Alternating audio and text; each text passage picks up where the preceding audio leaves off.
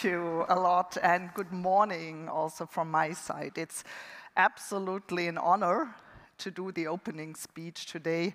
As you see in my role, I really cover, as the CDSO of Infineon Technology, topics like sustainability and digitalization, which of course includes AI.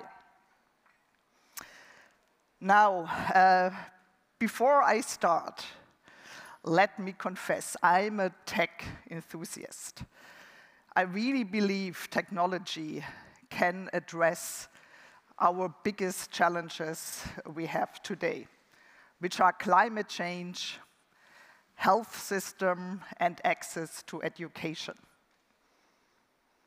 I lost my husband to cancer.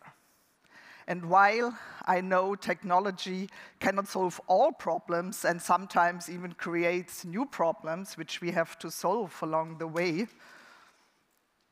I have to say I've watched all the data that was taken, from all the different treatments he got during his sickness. So I've seen how much data was generated from all the different treatments. But I've also seen how little that data was used by the absolutely overworked medical staff. So I have to believe that AI can help turn data into valuable insights that even if they don't cure all illnesses, they significantly enhance our likelihood of surviving them. So today I would like to focus on climate change as the biggest challenge, because I think of all the three challenges I mentioned, this is the biggest one. We have no planet B. So I think this year has shown again that climate change is real and the devastating effects of it. It's either too hot or too cold, mostly too hot recently. There is either not enough water or too much water.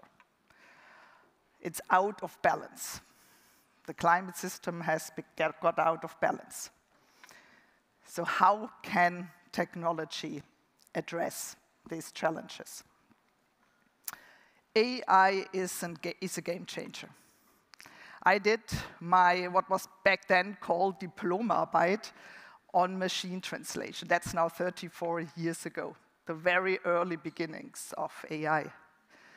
We had a very small dictionary, access to very small digital dictionary. We had very little compute power, and therefore had, to be honest, very mediocre results only from these early stages of machine translation.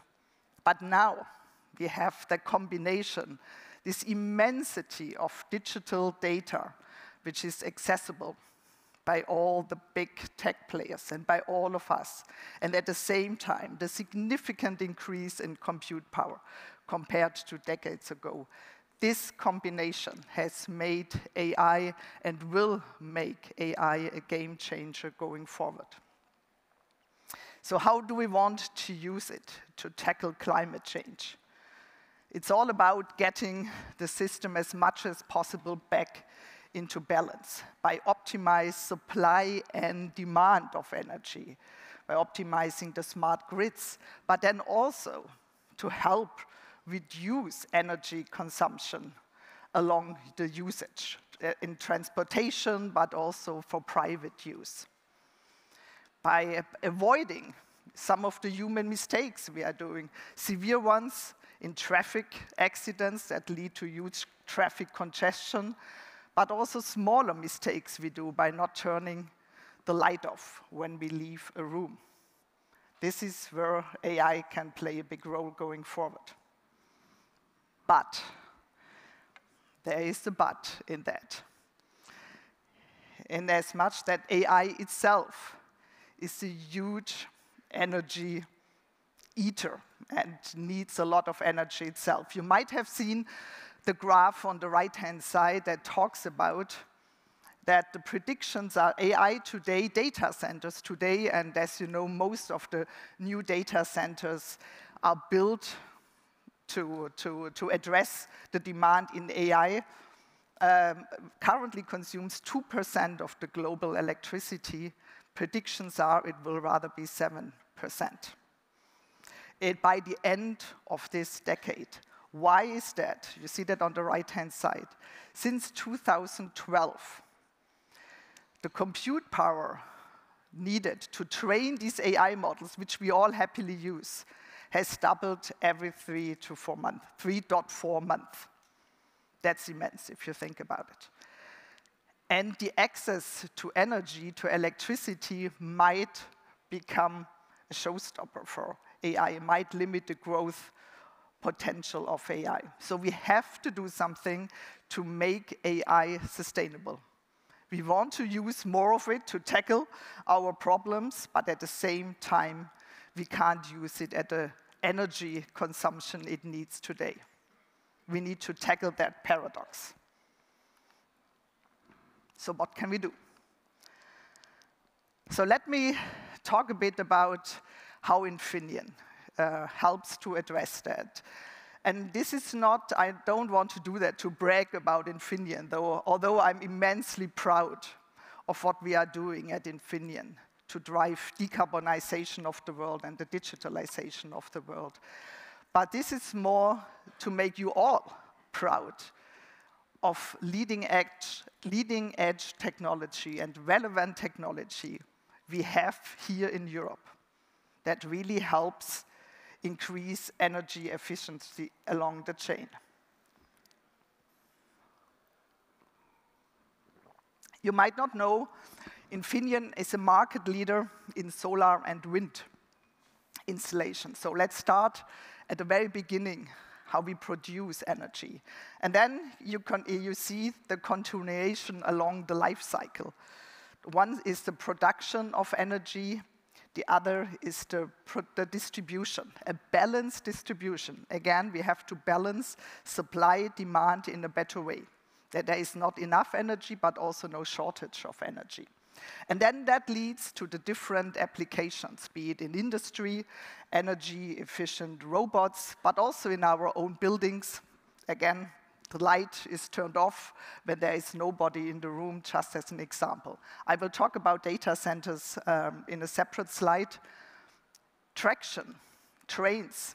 It's a very relevant application for us because trains have a life cycle of 20 to 30 years.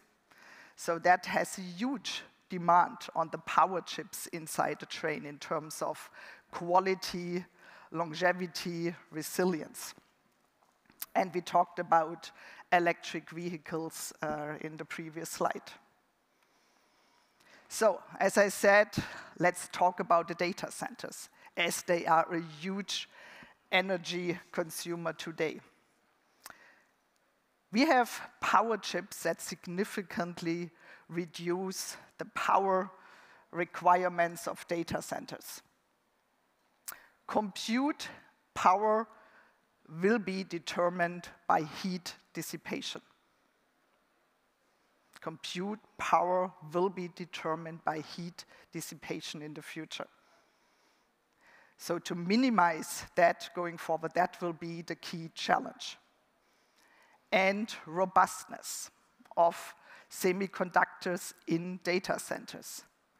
35% of when AI servers fail, in 35% of the cases, it's due to the power chips in the servers. This is why resilience and top quality, which happens to be a sweet spot for us, is so core for the functioning, but also the power and the power hunger for data centers going forward. And we made some calculations. So if all data centers used Infineon chips, you can see how much CO2 that could save. Now, we are well placed with the big hyperscalers, but of course, we don't have yet 100% market share there.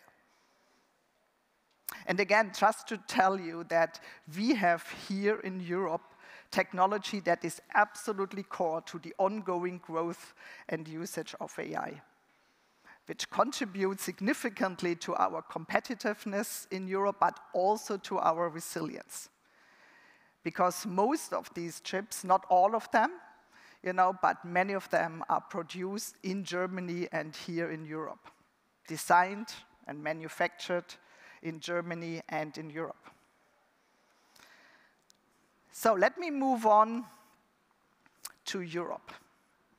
So now I'm switching gears from how we at Infineon contribute to competitiveness, sustainability, and resilience by powering sustainable AI, and what I see, what's going on in Europe, and how we can strengthen our position as an AI player in Europe.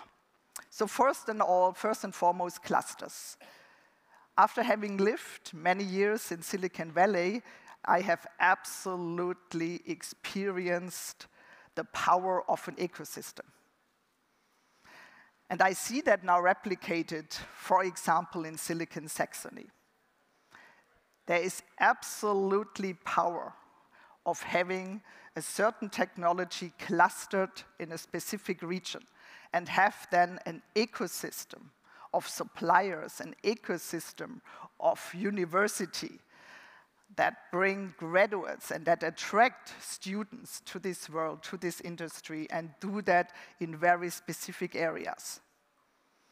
As you know, we already have a challenge in Europe that we are spread thinly by being a composition of many national states.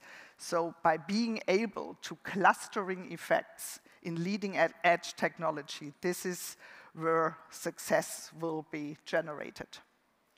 And then let's focus on the strength we have with the AI Act. And I know there is still a lot of details to work through, and again, we need to make sure it doesn't become a bureaucracy monster, but it has the opportunity to build up Europe with a brand of trustworthy AI, trustworthy and ethical AI. And we have very strong use cases in our industry. And the use cases, the monetization and the industrialization of our use cases, that's our strengths. That's our data we have built over the years. And to apply that in the AI area, this is where our strength is.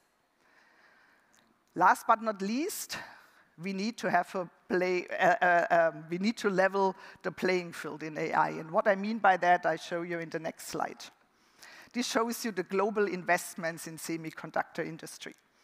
And you see that even while we have stepped up, and really thanks to all the initiatives, both from the European and the German government, you see that there is a lot still to do, and that it was about time that Europe is catching up and standing up.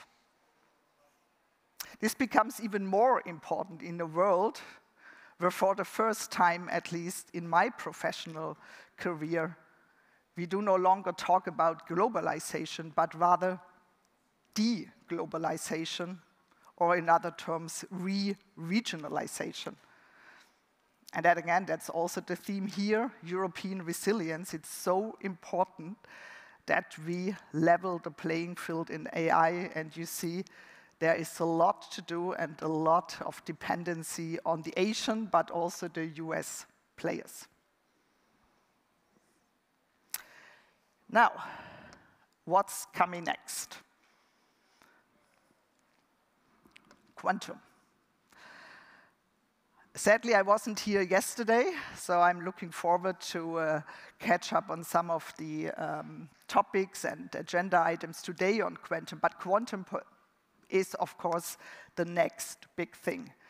The good news is that, perhaps a surprise to all of you, given the previous slide, but when it comes to quantum, we in Europe are actually in the lead in research. And as you know, it's still very much in research stage. So we have the highest number of quantum skills. We have the highest number of patents in quantum. So we have currently a lead in quantum technology in Europe. Now, the challenge will be to turn that lead in research into a lead in commercialization. And we know from history that has not been the strength so far in Europe. You see that today in AI. But let's learn from these experiences, from these mistakes, and let's grab the lead we have today in quantum, in research, to also translate that into a lead when it comes to the use cases, the industrialization, the commercialization of quantum, because it's the next big thing. Now, coming to the end, I was wondering, how do I end an opening keynote on AI and quantum? And I struggled a bit, because of course you want to end on a strong and a positive note.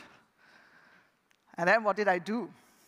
I said, let's check with AI. Let me ask AI. And I sent a few questions to all the different language models to know.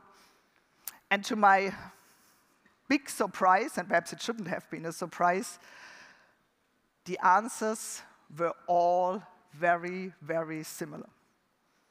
Sometimes the exact words, the exact same quotes were referred to from 3, 4 of these language models I asked. So initially, I was quite frustrated and disappointed about that result. But then, it actually made me very happy.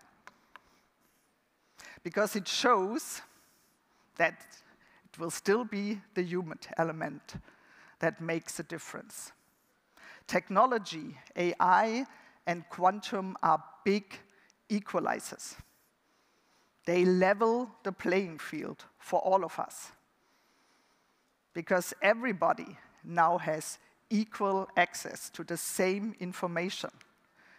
In the past, access to information was limited to a few, was synonymous to power. But now we have democratized access to information. So technology is leveling the playing field. And what makes the difference is us, how we use the technology, how we turn the data everyone has access to into new insights, into new use cases. And that's the role of us humans going forward. So as I said at the very beginning, I am a tech enthusiast because I believe in the endless creativity of us humans. Thank you.